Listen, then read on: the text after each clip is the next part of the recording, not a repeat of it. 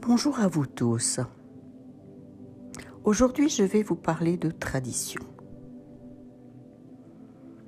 et de ce qu'engendre le phénomène ou l'ensemble des phénomènes que l'on appelle tradition. Les traditions sont tout d'abord un ensemble de façons de faire, d'opinions, de doctrines, de mythes en tout genre, façonnés progressivement à travers l'évolution humaine et qui nous rattachent par définition au passé.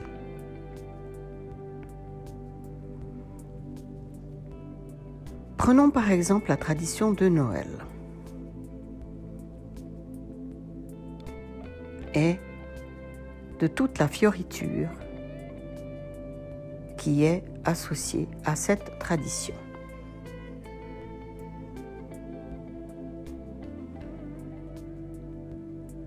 Noël est une construction complète qui s'est mise en place au travers des âges, commençant dans les années 500-600 de notre ère, et qui a été façonnée pour maintenir une population dans une façon de voir où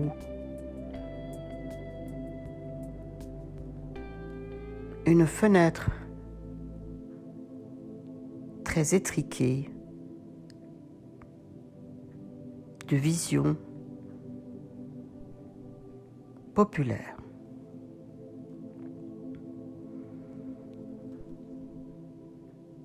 À aucun moment, le fameux Jésus-Christ n'est né un 25 décembre.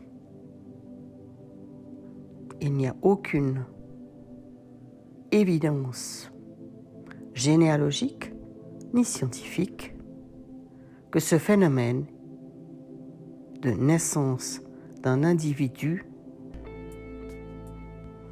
à qui on a nommé qu'il était le Fils de Dieu ne s'est passé. Vous pouvez chercher la littérature, les anciennes Bibles, d'autres religions, et vous ne trouverez aucune information réelle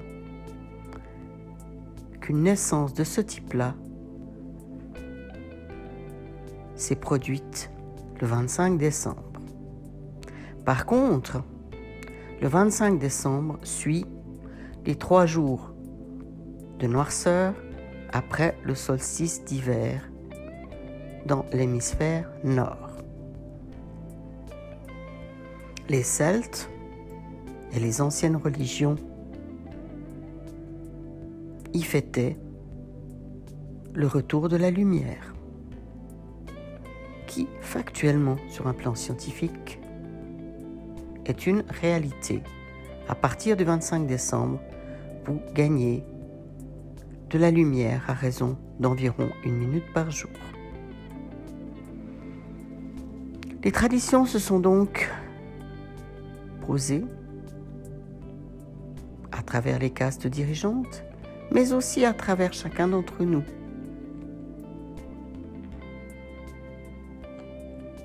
Afin de nous relier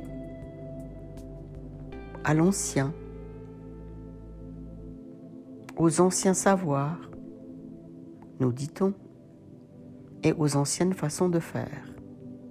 Par contre, qui dit ancien, dit passé, qui dit passé, dit rester dans une vision, une doctrine qui n'a plus raison d'être. Prenez par exemple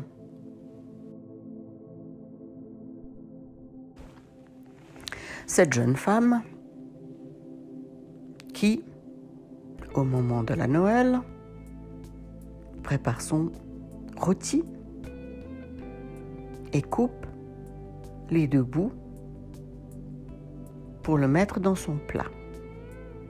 Elle ne se pose pas la question pourquoi elle coupe les deux bouts. Elle les coupe comme sa mère et sa grand-mère avant elle. De fait, si vous posez la question à la grand-mère, à la plus ancienne, elle vous dira « Oui, mais bien sûr, ma mère n'avait pas un plat assez grand. Elle a donc coupé les deux bouts du morceau de rôti pour pouvoir mettre son rôti dans le plat ad hoc. » Et ensuite, une tradition est née. Aucune réflexion n'y a été donnée. Et la fille et la petite fille ont continué comme telles, sans se poser jamais la question du bien fondé de ce geste. Voilà une tradition absolument inutile, mais par contre qui vous relie à l'arrière-grand-mère. En tant que telle, cette tradition n'a pas de fonction utile ni inutile. Elle vous relie au passé et elle vous empêche de réfléchir. Pourquoi faisons-nous certaines choses ? Aujourd'hui, les traditions nous ramènent très fortement dans le passé. Parce que votre mère, ou parce que votre grand-mère, ou parce que telle et telle famille a fait de cette manière-là, il est bon de continuer à le faire. Mais les traditions nous rythment aussi et nous permettent de nous sentir sécures. La notion d'appartenance à une famille, la notion d'appartenance à une série de façons de faire, de doctrines, de mythes, qui nous donnent l'impression d'exister aujourd'hui, ici et maintenant, dans la turbulence de notre vie actuelle. Loin de moi de vous dire de lâcher les traditions. Je vous encourage à y réfléchir et à savoir pourquoi vous mettez telle et telle chose en place. Je discutais hier avec un groupe d'amis et nous en avions conclu, ouf, bon, Noël c'est fait, c'est bon, c'est une histoire réglée pour un an, disait une de mes amies. Et moi de lui dire, mais pourquoi fais-tu Noël ? À quoi ça sert ? Si c'est un tel pensum. Et pour beaucoup d'entre nous, ça l'est. C'est un jour où il y a trop de gens, trop de bouffe, trop de boissons, trop de mains baladeuses, trop de bagarres, trop de sous-entendus. Et la réalité, ici et maintenant, nous fait dire, mais à quoi ça sert ? Pourquoi j'invite tel et tel pour un repas censé être plaisant et nous lavons notre linge sale ?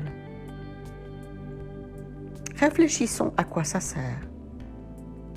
Pourquoi vous faites telle et telle chose ? Pour plaire à la grand-mère ou l'arrière-grand-mère ? Pour permettre à l'oncle d'avoir des mains baladeuses et de trop boire ? Par peur de passer votre chemin et d'oser autre chose ? Réfléchissez. À vous de voir à quoi sert telle et telle chose et telle tradition dans votre système de croyance. Pour ma part, progressivement, d'autant plus, parlant de Noël, qui est devenu une fête, et je mets fête entre guillemets, commerciale, de tous les déboires, où plus rien n'a de sens, j'ai lâché Noël depuis quelque temps. Je ne m'en occupe plus. Je peux décider de voir ce que j'aime n'importe quand, à n'importe quel moment. Je n'ai pas besoin de m'inventer une date hypothétique. Des genres de trêves qui ne marche pas pour pouvoir recevoir ce que j'aime à ma table. Je vous encourage à tout mettre en cause. Bien entendu, vous ne serez peut-être pas populaire avec ceux qui tiennent mordicus aux traditions et à l'ancienne façon de faire. Moi, j'aurais envie de vous dire, prenez un peu de ci, un peu de ça, et faites votre propre sauce. Sortez des sentiers battus, osez autre chose, aimez autrement, et trouvez comment vous allez construire votre monde. Avez-vous besoin de tous ces cadeaux? Est-ce la meilleure chose que vous puissiez faire? Cette tonne de matos que les enfants ouvrent, et en fait ce qu'ils aiment, c'est ouvrir. Mais une fois le cadeau ouvert, il n'a plus de sens ou d'intérêt. Observez.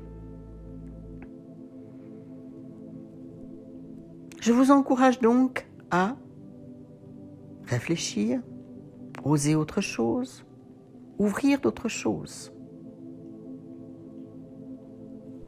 Et, bien entendu, vous pourriez créer d'autres traditions. Il y a toutes sortes de choses qui se passent dans toutes sortes de familles. Je vous encourage à la créativité, à oser la rencontre avec autres, sans excuse, et éviter la rencontre avec qui vous n'avez pas envie, sans excuse non plus. À bon entendeur et bonne réflexion. Et à bientôt pour une prochaine vidéo.